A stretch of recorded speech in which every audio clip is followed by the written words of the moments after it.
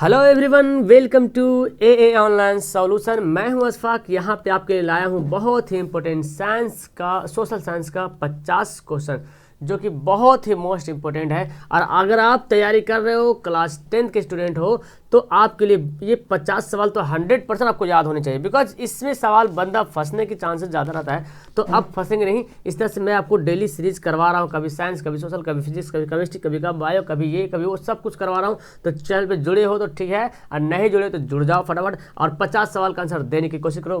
Fast थोड़ा करने की कोशिश करेंगे ताकि 50 सवाल हम आराम से कम समय में कर पाए। ओके, तो चलिए स्टार्ट करते हैं। वीडियो को सोच लेकर आखिर तक देखिएगा। सबसे पहला सवाल आपके सामने हाजिर है। सवाल है, सांप्रदायिकता राजनीतिक किस धारणा पर आधारित है? सांप्रदायिकता राजनीतिक जो है किस धारणा पर आधारित है? तो ऑप्शन देखें, एक धर्म दूसरे धर्म से श्रेष्ठ है, विभिन्न धर्मों के लोग समान नागरिक के रूप खुशी खुशी रहते हैं, एक धर्म के अनुयायी एक समुदाय बनाते हैं, एक धार्मिक समूह का प्रभुत्व अन्य सभी धर्मों पर कायम रखने में शासन की शक्ति का प्रयोग नहीं किया जा सकता है। तो सांप्रदायिक राजनीति जो है क्या होता है? एक धर्म दूसरे धर्म को श्रेष्ठ समझता है, उसको बोलते हैं सांप्रदायिक राजनीतिक। यानी कि एक धर्म दूसरे धर्म को श्रेष्ठ समझना, ये होता है क्या? राजनीति। सांप्रदायिक राजनीति किसी को बोलते हैं? जो एक धर्म को दूसरे धर्म को विशिष्ट समझे, मतलब अपना धर्म को बहुत ज़्यादा ये मान दे। तो ये हो गया हमारा, ठीक है, आंसर एक। अगला सवाल पढ़ते हैं कि संघ सरकार का उदाहरण कौन है? इनमें से संघ सरकार का उदाहरण कौन? अमेरिका, चीन, ग्रेट ब्रिटेन या इनमें से कोई नहीं। तो संघ सरकार का उदाहरण आपको पता है, अमेरिका जो है संघ सरकार का उदाहरण, यानी कि इसका आंसर क्या हो जाएगा? ए इसका सही आंसर हो जाएगा। अगला सवाल पढ़ते हैं। अगला सवाल यहाँ पढ़ते हैं कि निम्नलिखित में से कौन सा राष्ट्रीय दल नहीं है? कौन है जो राष्ट्रीय दल नहीं है? भारतीय राष्ट्रीय कांग्रेस, बहुजन समाज पार्टी, लोक जनशक्ति पार्टी, भारतीय जनता पार्टी। राष्ट्रीय दल नहीं है तो भारतीय राष्ट्रीय कांग्रेस तो राष्ट्रीय दल ही है, बहुजन समाज पार्टी भी राष्ट्रीय दल है, भारतीय जनता पार्टी भी है। तो इसका आंसर क्या हो जाएगा? सी हो जाएगा। ये राष्ट्रीय पार्टी नहीं, राष्ट्रीय दल नहीं है। अगला सवाल बोलता है, सत्ता में साझेदारी का सही है? सत्ता में साझेदारी सही, क्यों सही है? क्यों सही सत्ता में साझेदारी? ऑप्शन है, यह विविधता को अपने अंदर में समेट लेती है, देश की एकता को कमजोर करती है, फैसले लेने में देर करती है, विभिन्न समुदायों के बीच टकराव कम करती है। तो सत्ता में साझेदारी इसलिए जरूरी है क्योंकि विभिन्न समुदायों के बीच टकराव को कम करती है। यानी कि इस प्रश्न का आंसर क्या हो जाएगा? ऑप्शन हो जाएगा इसका डी। और मुझे उम्मीद है कि मुझे याद है कि एक बार मैं इस सवाल का आंसर शायद गलत बता दिया था, ए बता दिया था, ठीक है, तो सॉरी इसके लिए, आप सुधार लीजिए। इसका आंसर क्या होगा? डी होगा, ठीक है, 4 का डी आंसर होगा। अगला सवाल पढ़ते हैं। अगला सवाल यहाँ पे है, सांप्रदायिक राजनीतिक आधारित है किस पर? धर्म पर, जाति पर, क्षेत्र पर, इनमें से कोई नहीं। तो सांप्रदायिक राजनीतिक जो है धर्म पर आधारित है। किस पर आधारित है? सांप्रदायिक राजनीतिक जो है धर्म पर आधारित है, ठीक है। अगला सवाल पढ़ता है, भारतीय संविधान के अनुच्छेद 19 में देश के सभी नागरिकों को कौन सा मूल अधिकार दिया गया है? स्वतंत्रता का अधिकार, समानता का अधिकार, संवैधानिक उपचार का अधिकार या इनमें से कोई नहीं। तो भारतीय संविधान के अनुच्छेद 19 में जो है नागरिकों को स्वतंत्रता का अधिकार दिया गया है, ठीक है। यानी कि इस प्रश्न का आंसर क्या हो जाएगा? ऑप्शन हमारा ए होगा, बिल्कुल सही आंसर। भारतीय संविधान के अनुसार नागरिकों को स्वतंत्रता का अधिकार दिया गया है। अगला प्रश्न पढ़ते हैं, भारतीय अंतर्राष्ट्रीय महिला दिवस कब मनाया जाता है? अंतर्राष्ट्रीय महिला दिवस कब मनाया जाता है? 8 मार्च, 7 मार्च, 8 मार्च, 9 मार्च, 10 मार्च। तो अंतर्राष्ट्रीय महिला दिवस जो है 8 मार्च को मनाया जाता है। यानी कि इस सवाल का आंसर क्या हो जाएगा? ऑप्शन हमारा बी सही आंसर होगा, ठीक है। चलिए अगला सवाल पढ़ते हैं। अगला सवाल देखिए यहाँ पे क्या है, सत्ता में साझेदारी का अच्छा उदाहरण प्रस्तुत करने वाला राष्ट्र कौन है? इनमें से कौन सा देश है जो सत्ता में साझेदारी जो है एक अच्छा उदाहरण प्रस्तुत करता है? वो है बेल्जियम। कौन सा देश है? बेल्जियम। यानी कि 8 का आंसर होगा सी। ओके, अगला सवाल है, निम्नलिखित व्यक्तियों में से कौन लोकतंत्र में रंग भेद विरोधी नहीं है? ठीक है, निम्नलिखित व्यक्तियों में से कौन लोकतंत्र में रंग भेद विरोधी नहीं है? Martin Luther King, Mahatma Gandhi, Olympic धावक Tommy Smith and John Carlos. तो ये तीनों था रंग भेदी विरोधी, लेकिन यहाँ पे जो जेड गुड़ी है ये रंग भेद विरोधी नहीं थे। अगला सवाल है, लैंगिक विभाजन का अर्थ क्या होता है? लैंगिक विभाजन का अर्थ समाज में स्त्रियों की संख्या की गणना करना, स्त्रियों एवं पुरुषों की संख्या का अनुपात, स्त्रियों एवं पुरुषों के बीच जैविक अंतर, समाज द्वारा स्त्रियों एवं पुरुषों की दी गई असमान भूमिकाएं। तो यही हो जाएगा इसका आंसर, ऑप्शन हमारा डी। यानी कि लैंगिक विभाजन का अर्थ है कि जो समाज के द्वारा स्त्री और पुरुष को जो अलग अलग जो भूमिकाएं दी गई, असमान भूमिकाएं, समान नहीं बल्कि असमान भूमिकाएं, यही लैंगिक विभाजन की बात क्या आता है इसमें। चलिए अगला सवाल है, भारत में किस प्रकार की शासन प्रणाली है? संघीय और अध्यक्षीय, संघीय और संसदीय, एकात्मक और अध्यक्ष, और एकात्मक और संघीय। तो भारत में जो है संघीय और संसदीय शासन प्रणाली, कैसी प्रणाली? संघीय और संसदीय शासन प्रणाली भारत में है, ठीक है। अगला सवाल है, 16वीं लोकसभा में महिला सदस्यों की संख्या कितनी थी? 16वीं लोकसभा जो 2000 2014 में 16वीं लोकसभा का इलेक्शन हुआ था, उसमें बीजेपी सरकार की बनी थी, बहुमत लाए थे। तो उस समय जो महिलाओं की संख्या कितनी थी, तो महिलाओं की संख्या 61 थी। टोटल कितनी थी? 61 महिलाओं की संख्या, यानी कि इस सवाल का आंसर क्या हो जाएगा? बी हो जाएगा। अगला है पटना नगर निगम के प्रधान को क्या कहते हैं? प्रधान या तो महापौर, नगर निगमपति, इनमें से कोई नहीं। तो कोई भी नगर निगम हो, है ना, कोई भी नगर, पटना ही नहीं कुछ और भी नगर निगम भी हो सकता है, बड़ा बड़ा नगर जैसे कोलकाता, मुंबई, बहुत सारा नगर है। तो नगर में नगर निगम होता है, तो उसके प्रधान को बोलते हैं मेयर। मेयर बोलते हैं महापौर, क्या बोलते हैं? उसके महापौर को क्या बोलते हैं? मेयर बोलते हैं। क्या बोलते हैं? मेयर। अगला सवाल है संप्रदायवाद संबंधित है। संप्रदायवाद किससे संबंधित है? धार्मिक सद्भावना से, धार्मिक कट्टरता से, धर्मनिरपेक्षता से, यानी धर्म से संबंधित नहीं है। संप्रदायवाद संबंधित है धर्म कट्टरता से। 14 का आंसर क्या हो जाएगा? बी हो जाएगा। धार्मिक कट्टरता यानी कि अपने धर्म के बारे में बात करनी, संप्रदायवाद होता है। बिहार में पंचायती राज संस्थाएं हैं, एक स्तरीय, द्विस्तरीय, तीन स्तरीय, चार स्तरीय। तो बिहार में पंचायती राज जो संस्थाएं हैं वो है त्रिस्तरीय। कैसी है? त्रिस्तरीय। ठीक है, तो इस सवाल का आंसर क्या हो जाएगा? ऑप्शन हमारा सी सही होगा। बिहार में पंचायती राज संस्थाएं त्रिस्तरीय हैं। अगला सवाल है ग्राम कचहरी का प्रधान कौन होता है? ग्राम कचहरी का प्रधान कौन होता है? पंच, सरपंच, प्रमुख या न्याय मित्र? ग्राम कचहरी का प्रधान कौन होता है? तो 16 का आंसर हो जाएगा ऑप्शन हमारे भी प्रमुख। क्या हो जाएगा? प्रमुख। ग्राम कचहरी का प्रधान कौन होता है? प्रमुख। देखो ऐसा सवाल में बंदे कंफ्यूज पड़ जाते हैं, तो ज़रूरत है आपको बार बार प्रैक्टिस करने की, है ना, बार बार रिवीजन करने की, तभी आप इस कन्फ्यूजन से निजात पा सकते हो। ठीक है, तभी आप इससे मुक्ति ले सकते हो। अगला सवाल है कि निम्नलिखित में से कौन संघीय शासन व्यवस्था का उद्देश्य नहीं है? राष्ट्रीय एकता, अखंडता, सत्ता का विकेंद्रीकरण, सांप्रदायिकता। इनमें से कौन संघीय शासन व्यवस्था का उद्देश्य नहीं है? ठीक है, तो उद्देश्य देखिए यहाँ पे मिस्टेक लिखा हुआ है, कौन नहीं है? तो 17 का आंसर हो जाएगा ऑप्शन हमारा डी, सांप्रदायिकता। ये उद्देश्य नहीं है। राष्ट्रीय एकता रहे अच्छी बात है, अखंडता रहे अच्छी बात है, सत्ता में विकेंद्रीकरण रहे तो अच्छी बात है, लेकिन सांप्रदायिकता ये संघीय शासन को शोभा नहीं देती है। इसका आंसर डी हो जाएगा। अगला सवाल है कि इनमें किस राज्य को विशेष दर्जा प्राप्त था? तो आपको पता है जम्मू कश्मीर को विशेष दर्जा प्राप्त था, धारा 370 को जो खत्म कर दिया गया है ना। तो अब ये जो जम्मू कश्मीर ये केंद्र शासित प्रदेश राज्य था, पहले भारत का एक राज्य था, अब इस राज्य को हटाकर के केंद्र शासित प्रदेश में डिवाइड कर दिया गया है, लद्दाख और जम्मू। अगला सवाल है कि बिहार पंचायत राज अधिनियम के अनुसार ग्राम पंचायत की स्थापना के लिए आबादी का शर्त क्या है? बिहार पंचायत राज अधिनियम के अनुसार, बिहार पंचायत राज अधिनियम के अनुसार ग्राम पंचायत की स्थापना के लिए, अगर ग्राम पंचायत की स्थापना करना है तो कितनी आबादी होनी चाहिए? शर्त है कि 7000 आबादी होनी चाहिए। ठीक है, ग्राम पंचायत की स्थापना करने के लिए कम से कम 7000 आबादी होनी चाहिए। 19 का आंसर क्या हो जाएगा? आंसर हमारा बी। अगला सवाल बोलते हैं बिहार में कुल नगर निगम की संख्या है। बिहार में कुल नगर निगम की संख्या कितनी है? तो बिहार में कुल जो है 12 नगर निगम की संख्या। कितनी? 12। पहले आपको किताब में आपको मिलेगा 11, लेकिन ये जो है 2017 में एक जो है ना बढ़ गया है। ठीक है, तो ये हो जाएगा ऑप्शन हमारा क्या हो जाएगा? बी हो जाएगा, 12। अगर आपके एग्जाम में 12 ना रहे तो 11 टिक करना, और अगर 12 रहे तो फिर 12 ही टिक करना। ठीक है, अगला सवाल है भारतीय लोकतंत्र में सत्ता के विरुद्ध जन आक्रोश किस दशक से प्रारंभ हुआ था? भारतीय लोकतंत्र में सत्ता के विरुद्ध जन आक्रोश किस दशक से शुरू हुआ था? बहुत बार पढ़े हैं, 1970 के दशक से। कब हुआ था? 1970 के दशक से शुरू हुआ था। भारतीय लोकतंत्र में सत्ता के विरुद्ध जन आक्रोश 1970 के दशक में हुआ था। अगला प्रश्न है निम्नलिखित में से किसे लोकतंत्र का प्राण माना जाता है? सरकार को, न्यायपालिका को, संविधान को, राजनीतिक दल को? तो लोकतंत्र का प्राण माना जाता है राजनीतिक दल को। इसलिए माना जाता है क्योंकि जनता की बात जो है ना, राजनीतिक दल जो नेता होता है, विधायक होता है, विधायक सुनता है और विधायक जो है सरकार को पहुंचाती है। तो ये जो राजनीतिक दल होता है ना, सरकार और जनता के बीच एक कड़ी के जैसा काम करती है। ठीक, चैन के जैसा, चैन सिस्टम की तरह काम करते हैं। तो ये आखिर लोकतंत्र का प्राण ही तो है। जनता को डायरेक्ट तो सरकार से मिलने का मौका नहीं मिल पाएगा, तो जनता अपने अपने विधायक जो होते हैं, क्षेत्रीय विधायक होता है, उनसे जाकर शिकायत करती है जो भी प्रॉब्लम है, और वो जाकर सरकार को बताती किसी न किसी माध्यम से। तो सरकार फिर उसकी बातों को सुनती है और फिर वो अपना काम करती है। जनता दल यूनाइटेड पार्टी का गठन कब हुआ था? तो जेडीयू है ना, JDU Janata Dal United party का गठन 1992, 99, 2003, 2004। तो जनता दल यूनाइटेड पार्टी का गठन हुआ था 1999 में। कब हुआ था? 1999 में जनता दल पार्टी का गठन हुआ था, यानी कि इसका आंसर क्या होगा? बी होगा। अगला सवाल है भारतीय जनता पार्टी की स्थापना कब हुई थी? भारतीय जनता पार्टी की स्थापना कब हुई थी? 1979 में, 1980 में, 1981 में, उनमें से कोई नहीं। भारतीय जनता पार्टी बीजेपी की स्थापना कब हुई थी? तो 24 नंबर सवाल का आंसर हो जाएगा ऑप्शन हमारा हो जाएगा बी, 1980 में भारतीय जनता पार्टी की स्थापना हुई थी।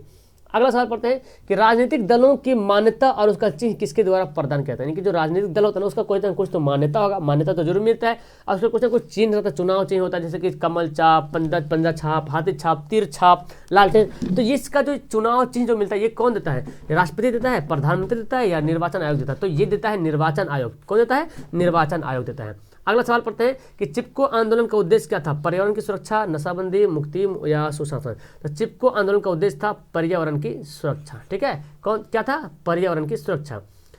2014 की लोकसभा के चुनाव में किस दल को स्पष्ट बहुमत मिला था? 2014 में लोकतंत्र का चुनाव हुआ था और वो हुआ था 15वीं लोकसभा के चुनाव, है ना, 2014 में। तो किस दल को स्पष्ट मिला था? भारतीय जनता पार्टी को, भारतीय राष्ट्रीय कांग्रेस को, या जनता पार्टी को, या भारतीय कम्युनिस्ट पार्टी को? तो भारतीय जनता पार्टी को स्पष्ट बहुमत मिला था 2014 के चुनाव में, यानी कि 27 का आंसर क्या होगा? ऑप्शन हमारा ए। अगला सवाल पढ़ते हैं, चिपको आंदोलन की शुरुआत किस राज्य से हुई थी? उत्तराखंड से, बिहार से, मध्य प्रदेश से, या छत्तीसगढ़ से? तो चिपको आंदोलन की शुरुआत हुई थी उत्तराखंड राज्य से। कहां से हुई थी? उत्तराखंड राज्य से चिपको आंदोलन की शुरुआत हुई, यानी कि इस सवाल का आंसर हो जाएगा ऑप्शन हमारा ए। अगला सवाल पढ़ते हैं जी, भारत में आपातकाल किस वर्ष लागू हुआ था? 1975 में, 1977 में, 1980 में, 1982 में? आपातकाल इमरजेंसी किस वर्ष लागू हुआ था? तो भारत में आपातकाल इंदिरा गांधी की सरकार के वक्त में 1975 में भारत में आपातकाल जो है लागू हुआ था। ठीक है, यानी कि इसका आंसर क्या होगा? ऑप्शन ए हो गया। अगला सवाल पढ़ते हैं, स्थानीय शासन की शुरुआत किस राज्य से हुई? स्थानीय शासन की शुरुआत बिहार से, गुजरात से, राजस्थान से, उत्तर प्रदेश से?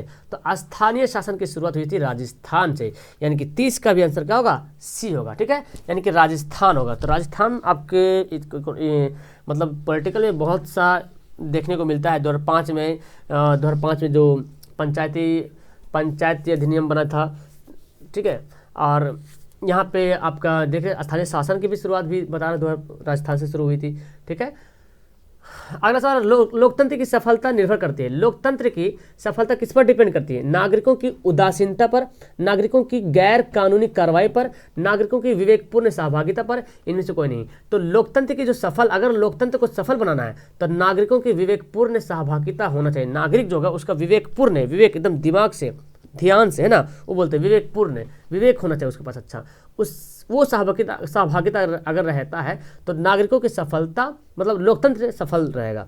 अगला सवाल है कि लोकतंत्र के परिणाम का सही आधार क्या है? लोकतंत्र के परिणामों का सही आधार क्या है? लोकतंत्र मूर्खों की सरकार, समय और धन का अपव्यय, विविधताओं का साम्राज्य, एक उत्तरदायी शासन व्यवस्था? तो लोकतंत्र के परिणाम का सही आधार ये है कि एक उत्तरदायी शासन व्यवस्था होनी चाहिए, यानी कि एक जिम्मेदार शासन होना चाहिए। जिम्मेदारी, लोगों की बातों को सुने और उसकी बातों को अमल करें, और मतलब जो भी उसका डिमांड है उसको पूरा करें। तो ये होता है उत्तरदायी, एक जिम्मेदारी, जहाँ कुछ हो रहा तो उसको जिम्मेदारी को पूरा करें। ये होता है लोकतंत्र के परिणामों को सही आधार। अगला है, लोकतंत्र का कौन सा सही गुण नहीं है?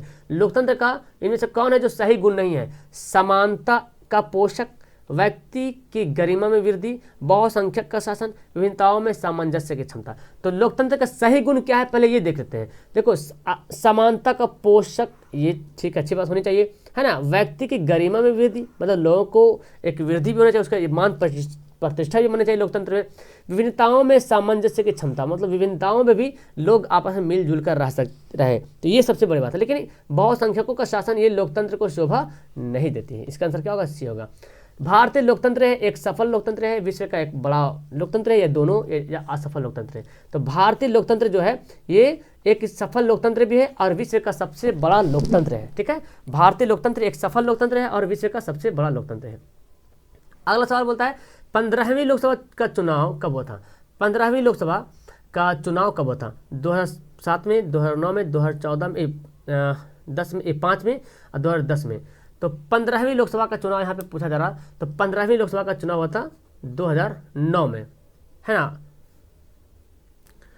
तो एक तो मैं पहले सॉरी बोलना चाहता हूँ, इसलिए कि इससे पहले वाले सवाल में मैं मिस्टेक हो गया मेरे से बोलने में, कि 14वीं लोकसभा जो मैं बोलते थे 15 में, 14वीं लोकसभा हुआ था, जो 14वीं लोकसभा हुआ था 2000, तो मिस्टेक हो गया मेरे से बोलने। 14वीं लोकसभा का चुनाव हुआ था 2005, आ जाइए इससे, अच्छा 2004 हो जाएगा ना, 5 साल नीचे, ठीक है। और 15वीं लोकसभा हो जाएगा 2009 में, और 16वीं लोकसभा हो जाएगा 2014 में, और फिर 17वीं लोकसभा अभी तुरंत 2019 में, ठीक है। तो ये आप याद करिए, ठीक है। मैं इससे पिछले वाला क्वेश्चन में मैं मिस्टेक कर दिया था बोलने में। अगला सवाल है, लोकतंत्र का सर्वोत्तम गुण क्या है? शिक्षा का अभाव, जनसंख्या की अधिकता, या बहुदलीय पद्धति, नागरिकों की गरिमा में वृद्धि। सबसे सर्वोत्तम गुण यही है लोकतंत्र का। सबसे अगर सर्वोत्तम गुण है तो जो नागरिक है ना, ये बहुदलीय पद्धति ये होना चाहिए, सॉरी, नागरिकों की गरिमा में वृद्धि, है ना, नागरिकों की गरिमा में वृद्धि, ये बिल्कुल सही होगा। तो याद रखिएगा, लोकतंत्र का सबसे अच्छा गुण है नागरिकों की गरिमा में वृद्धि। इनमें से ऑप्शन क्या होगा? डी होगा, याद रखेंगे, ओके। यानी कि इस सवाल का आंसर आपको पता चल गया, डी इसका सही आंसर है। अगला सवाल पढ़ते हैं, किस आधार पर लोकतंत्र को सर्वोत्तम शासन कहते हैं? निर्णय में देर, या राष्ट्रीय भावना का अभाव, राजनीतिक चेतना का अभाव, या जनमत की अधिकृत? तो इसका सही आंसर हो जाएगा जनमत पर अधिकृत, आधृत, मतलब जनमत जनता के अनुसार लोकतंत्र का सर्वोत्तम शासन है, ठीक है। चलिए अगला सवाल पढ़ते हैं कि लोकतांत्रिक देशों में फैसले लेने में विलंब क्यों होता है? जो लोकतांत्रिक देश होता है आखिर वहाँ फैसले लेने में देरी क्यों होता है? अफसरों के द्वारा देरी विलंब होता है, किसके द्वारा बोलता है? जनप्रतिनिधियों के द्वारा, राजनीतिक नेताओं द्वारा, या बुद्धिजीवियों के द्वारा? तो जनप्रतिनिधियों के द्वारा जो है लोकतांत्रिक देशों में फैसले लेने में विलंब होता है, क्योंकि फैसला ध्यान से सोच समझ के सुनवाई करके के दोनों पक्षों की बातों को सुन करके फैसला लिया जाता है, क्या सही क्या गलत है, ठीक है। लोकतंत्र देश में ये अधिकार दिया गया है, नहीं तो फिर कोई भी तो किसी को फंसा के फैसला दिला सकता था, ठीक है। तो इसलिए लोकतंत्र देश में ये ऐसा होता है कि जनप्रतिनिधियों के द्वारा पहले सुना जाता है दोनों की बातों को, और जो जिसका गलत होता है उसको फैसला दिया, उसके खिलाफ जो है फैसला सुनाया जाता है। निम्नलिखित में से कौन लोकतंत्र की सफलता के लिए सशर्त आवश्यक शर्त है? लोकतंत्र की अगर सफलता चाहिए तो आवश्यक शर्त कौन है? सांप्रदायिकता, प्रेस की स्वतंत्रता, विशेषाधिकार, या आर्थिक असमानता। तो यहाँ पे बोला जा रहा है लोकतंत्र की सफलता के लिए आवश्यक शर्त है जो है प्रेस की स्वतंत्रता, यानी कि प्रेस की स्वतंत्रता होनी चाहिए, तब लोकतंत्र की सफलता देखने को मिलेगा। तभी तो जनता की बातों को प्रेस के द्वारा, मीडिया के द्वारा सरकार तक पहुँचती है, ठीक है। तो लोकतंत्र में इस प्रेस की स्वतंत्रता होना बहुत ज़रूरी है, ठीक है, तभी लोकतंत्र सफल एक समझा जाएगा। चलिए अगला सवाल पढ़ते हैं, किस प्रकार की शासन व्यवस्था में फैसले लेने में विलंब होता है? अब लोग किस प्रकार के शासन व्यवस्था में फैसले लेने में विलंब होता है? राजतंत्र में, लोकतंत्र में, तानाशाही में, इनमें से कोई नहीं। तो जो लोकतंत्र देश होता है ना, वहाँ थोड़ा फैसला लेने में विलंब होता है, क्योंकि दोनों पक्षों की बातों को सुनता जनप्रतिनिधियों के द्वारा यहाँ पे वक्त लग जाता है, ठीक है। तो इसका आंसर क्या होगा? बी होगा। अगला सवाल पढ़ते हैं, प्रत्यक्ष लोकतंत्र का देश क्या है? अब देखो, प्रत्यक्ष और अप्रत्यक्ष समझना आपके लिए बहुत जरूरी है। प्रत्यक्ष लोकतंत्र तो आपको तो पता है, इसका आंसर याद कर लें, स्विट्जरलैंड। आखिर क्यों यहाँ प्रत्यक्ष है और सभी देशों में अप्रत्यक्ष क्यों है? तो फिर देखो, प्रत्यक्ष मतलब हुआ कि कोई भी फैसला अगर लिया गया है, ठीक है, जैसे कि मान ली कि कोई भी जनता के साथ कुछ खराब काम किया है, जैसे मान ली कि कहीं रेप वगैरह हो गया, ठीक है, तो अब उस रेपिस्ट जो है, जो रेपिस्ट है, ठीक है, उस रेपिस्ट के खिलाफ सरकार नहीं कुछ करेगी, ठीक है, जनता जो वहाँ होगी वही जनता फैसला करेगी। उसके लिए अलग से जनता खुद सिलेक्ट करती है, यानी कि जनता खुद उसको वोटिंग करती है, जनता खुद उसको चुनती है कि क्या इसको सजा देना चाहिए या नहीं देनी चाहिए, ठीक है। तो यहाँ कहाँ स्विट्जरलैंड में ऐसा होता है, एकदम प्रत्यक्ष लोकतंत्र वहाँ पे है, मतलब जनता खुद फैसला लेने के लिए तैयार है, सरकार नहीं कि सरकार बातों को सुनेगी, ये सब होगा वो सब होगा, अदालत लगेगा, कानून बनेगा, मतलब ये सब अलग है। लेकिन प्रत्यक्ष में ऐसा नहीं होता है, प्रत्यक्ष में डायरेक्ट जनता ही फैसला देगी कि अगर ये बंदा गलत है तो इसको गलत साबित करो, जनता के द्वारा इसको फैसला दिया जाए, ठीक है। लेकिन ये सब देश में ऐसा नहीं होता, पहले सुनवाई होता है सभी की तरफ से, दोनों पक्षों से, तब कुछ ना कुछ फैसला, यानी कि यहाँ अप्रत्यक्ष है और ये जो है प्रत्यक्ष। समझ में आ गया कि प्रत्यक्ष क्यों है? क्योंकि फैसला वहाँ डायरेक्ट जनता के द्वारा लिया जाता है। कोई भी जनता के लिए अगर कुछ हरासमेंट, कुछ गलत काम हो रहा तो जनता खुद फैसला लेगी कि हमको, यानी सारा जनता मिलकर के हमको क्या करना चाहिए, ठीक है। और बहुत अच्छे, मेरे ख्याल से ये भी बेहतर तरीका लग रहा। कौन भारतीय लोकतंत्र की चुनौती नहीं है? कौन भारतीय लोकतंत्र की चुनौती नहीं? मुस्लिम भेदभाव को समाप्त करना, ये तो कोई चुनौती है नहीं। संघ एवं इकाइयों के बीच का टकराव, देखो संघ और इकाइयों के बीच का जो टकराव, यानी कि केंद्र और राज्यों के बीच का जो टकराव है, इसको खत्म करना बहुत जरूरी है। सामाजिक जो भेदभाव है इसको भी खत्म करना, ये चुनौती है, इसको खत्म करना चाहिए। मजबूरी की गठबंधन, जबरदस्ती मजबूरी में गठबंधन ले लिया सरकार बनाने के लिए, ये भी एक चुनौती बन जाता है, ठीक है। तो ये मुस्लिम भेदभाव को समाप्त करना ये कोई चुनौती नहीं है, ठीक है। इसका आंसर क्या होगा? ये होगा। अगला है, इनमें से कौन एक लोकतांत्रिक समस्या नहीं है? मुद्रा का अवैध आगमन, राष्ट्रीय अखंडता, आतंकवाद, क्षेत्रवाद, ठीक है। तो बोला जा रहा है इनमें से कौन लोकतांत्रिक समस्या नहीं है, ठीक है। तो 43 का आंसर क्या हो जाएगा, राष्ट्रीय अखंडता। ये तो ठीक है, अच्छी बात है, राष्ट्रीय अखंडता, देश में सभी लोग मिलजुल कर रहे, अच्छी बात है। लेकिन मुद्रा का अगर अवैध आगमन हो तो ये भी एक समस्या है। आतंकवाद फैल जाए ये भी समस्या है, क्षेत्रवाद फैल जाए ये भी समस्या है, यानी कि इसका आंसर क्या होगा, बी होगा। अगला सवाल पढ़ते हैं कि लोकतांत्रिक देशों में फैसले लेने एवं निर्णय के द्वारा किसके द्वारा लिया जाता है। लोकतांत्रिक देशों में फैसले एवं निर्णय किसके द्वारा लिए जाते हैं, व्यवसायियों द्वारा, पदाधिकारियों द्वारा, जनप्रतिनिधियों द्वारा या धार्मिक संगठनों द्वारा। तो जो लोकतांत्रिक देश होता है वहाँ जो फैसले जनप्रतिनिधियों के द्वारा होता है, इसलिए तो विलम्ब होता है, इसीलिए लोकतांत्रिक देश में विलम्ब होता है फैसला लेने में। कारण यही है कि जनप्रतिनिधियों के द्वारा जो है लोकतांत्रिक देश में फैसला लिया जाता है। अगला है लोकतंत्र किसको बढ़ावा नहीं देता है, लोकतंत्र किसको बढ़ावा नहीं देता है, समानता की भावना को, गरिमा एवं प्रतिष्ठा को, विशेषाधिकार को, फैसला लेने की गुणवत्ता को। लोकतंत्र जो है विशेषाधिकार को बढ़ावा नहीं देती है, ठीक है। इसका आंसर क्या हो जाएगा, सी हो जाएगा। अगला है लोकतंत्र की सफलता किस पर डिपेंड करती है। तो ये सवाल अभी पढ़ चुके थे, नागरिकों की उदासीनता पर नहीं, नागरिकों की गैर कानूनी कार्रवाई पर, नागरिकों द्वारा अपनी जाति के हितों की रक्षा पर, नागरिकों की विवेकपूर्ण सहभागिता पर। इसी पे जो है लोकतंत्र की सफलता डिपेंड करती है, निर्भर करती है।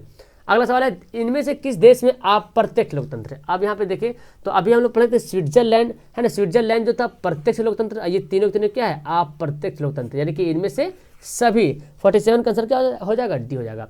राष्ट्रीय महिला आयोग अधिनियम किस वर्ष से बना, राष्ट्रीय महिला आयोग अधिनियम किस वर्ष से बना, 1990, 1985, 1965, 1995। राष्ट्रीय महिला आयोग अधिनियम 1990 में बना था, ठीक है। राष्ट्रीय महिला आयोग अधिनियम कब बना, 1990 में, यानी कि इस सवाल का आंसर क्या हो जाएगा, ए हो जाएगा। अगला है लिच्छवी गणतंत्र भारत के किस राज्य में अवस्थित था।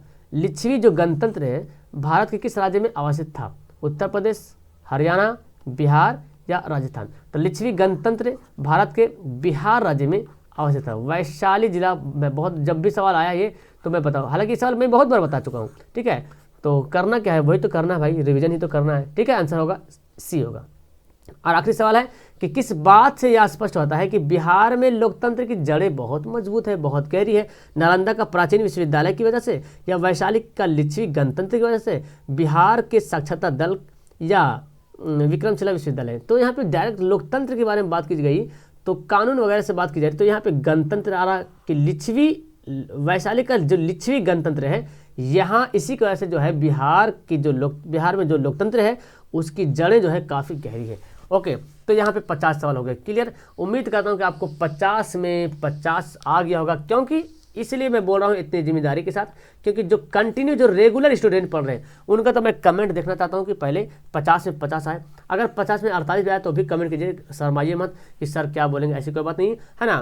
कमेंट करिए ताकि आपका हौसला बढ़े कि अगले बार कमेंट करेंगे 50 में 50, 50 में 45, 50 में 48, ठीक है। तो जितना भी आता कमेंट जरूर कीजिएगा, और अच्छी लगी वीडियो लाइक कीजिए। और एक बात और मैं बता दूं कि आपका यहाँ पे क्लास सुबह 6 बजे चलती है, 9 बजे क्लास चलती है, 12 बजे दिन में क्लास चलती है, 3 बजे दिन में क्लास चलती है, 6:30 बजे शाम को क्लास चलती है, और 9 बजे रात को क्लास चलती है। ये क्लासें चल रही है, आप इसमें ज्वाइन होइए और आप बहुत बेहतर तरीके से यहाँ पे तैयारी कर सकते हैं। अपने क्लास 10 की तैयारी बहुत ही बेहतर तरीके से हिंदी मीडियम में कर सकते हैं। ओके, तो फिलहाल वीडियो को यहाँ पे करूँगा लास्ट। अपना कमेंट जरूर कीजिएगा और लाइक वाइक जरूर कीजिएगा। पहली बार तो चैनल को सब्सक्राइब करिए, और आप बेल आइकन नहीं दबाते, बेल आइकन नहीं दबाएंगे तो आपके पास नोटिफिकेशन कहाँ जाएगा भाई। जब मैं वीडियो डालूंगा तो आपके पास मैसेज नहीं जा पाएगा। इसलिए बेल आइकन नहीं दबाए ना, अभी तक जो सब्सक्राइब कर लिए हैं, बेल आइकन अगर नहीं दबाए और वहाँ पे नोटिफिकेशन ऑन रहता है तो बेल आइकन प्रेस कर दीजिए और नोटिफिकेशन ऑन कीजिए, तब जब भी मैं वीडियो डालूंगा तो आपके पास मैसेज चला जाएगा और आप तुरंत वीडियो को देख लीजिएगा। Okay, bye, tata, bye.